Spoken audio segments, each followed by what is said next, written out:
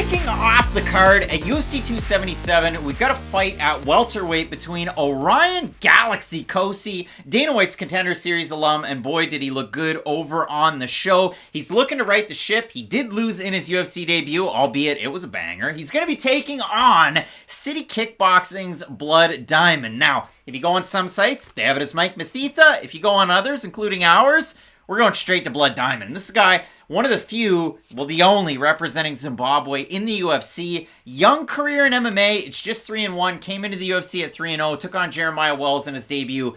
That's not a good debut opponent.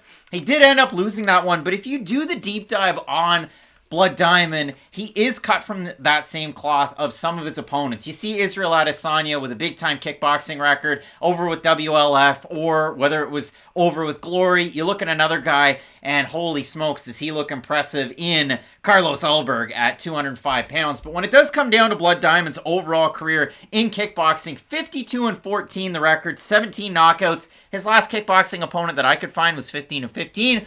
But that's neither here nor there, because when it comes to Blood Diamond's style inside of the cage, this guy is a very, very dynamic striker from either stance, and whether he's moving forwards or backwards. My big issue with Blood Diamond is, though, and I agree with everything you just said, he got rushed to the UFC far too early, it's a very big issue. And we were talking earlier on the Contender Series show, check it out if you haven't yet, but we were talking about how Bo Nickel's going to make his debut on week number 3. I fear the same thing might happen to Bo Nickel that has happened with Blood Diamond, and it's a very big injustice that MMA doesn't have a strict amateur ranking system like boxing does. And I bring this up a lot, because the great thing about boxing amateurs is it just gets you really good at the technique. It's point fighting. You don't really go for knockouts. You can win by knockouts like an Evander Holyfield. But if you're just a really good amateur fighter, you don't take a lot of damage, you get really good at the technique of the sport, and that's a great foundation to have for when you turn professional. The problem with MMA and the whole amateur ranks around MMA is A, the rules are different. You can't normally throw elbows in MMA or in amateur MMA. And B,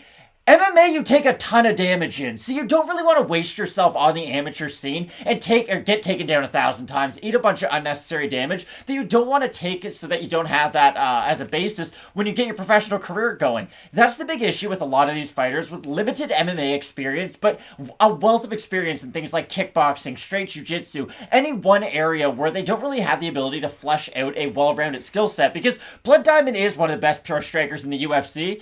And I don't think that's a crazy statement. Like, strike for strike, he is as good as anybody. But he's 3-1 in MMA, and let's be honest, at the UFC level against Jeremiah Wells, he did not look great. And Wells was a difficult opponent, don't get me wrong. Like, not in the first 5 seconds of that fight. No, his controller died and he walked into the cage. It was very, very strange. Like, the AI wasn't set just right. But still, Wells was able to put an absolute bully beatdown on Blood Diamond as that fight progressed. And that's the issue. Think about Gokhan Saki. Like, Gokhan Saki is one of the greatest kickboxers ever. Of all time. And he wasn't all that great at MMA. You want to know why? Because the skill set isn't directly translatable. That's why I always roll my eyes when Craig will bring up like Wushu Sanda with a guy like Muslim Salikov. It's gonna happen later on in this card with Jian Kim. It's a good thing to have, don't get me wrong, but the issue is not every aspect of MMA is created equal. Things like wrestling, kickboxing, jiu-jitsu do stand above things like Muay Thai. Well, I guess Muay Thai would be included in the practical ones, but they stand above things like karate, taekwondo, Wushu Sanda, because those skills aren't directly translatable in a lot of the times to pure MMA. They're good to have as a complement to other things. Look at Robert Whittaker. He has boxing and karate. But my problem is a lot of these guys who just have a lot of experience in other sports, they just don't really know what they're getting themselves into by the time they get to the UFC level. Well, and I mean, you look at it for Blood Diamond, his last win was against Dimps Gillies, and this is one that we really focused on getting ready for his fight against Wells. And that fight was 2 years and 4 months ago. So that was his last win in MMA. In that fight, judges scored it 229-28, 130-27 for Diamond.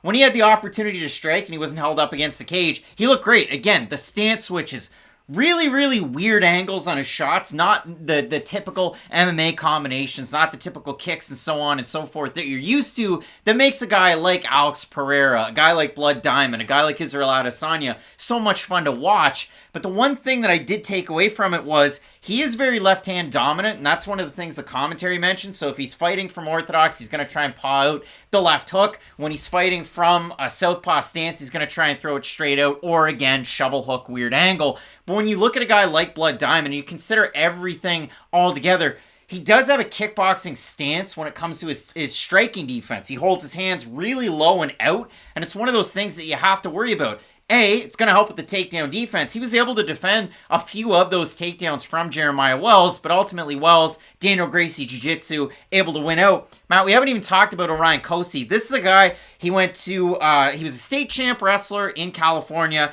went to nationals with Hoopa High, and when you do look at it for Cosce, undefeated as an amateur, he did go 3-0 there, 7-0 as a pro, knocking guys dead. Again, there's a lot of different things to look at. He was supposed to take on Nicholas Dalby in his UFC debut, which would have been late last year, ultimately forced out of that fight, some back troubles there. He did an interview on the channel, a little bit of wishy-washy in terms of the recovery process, but it didn't look like it really hampered him in the fight against Phil Rowe.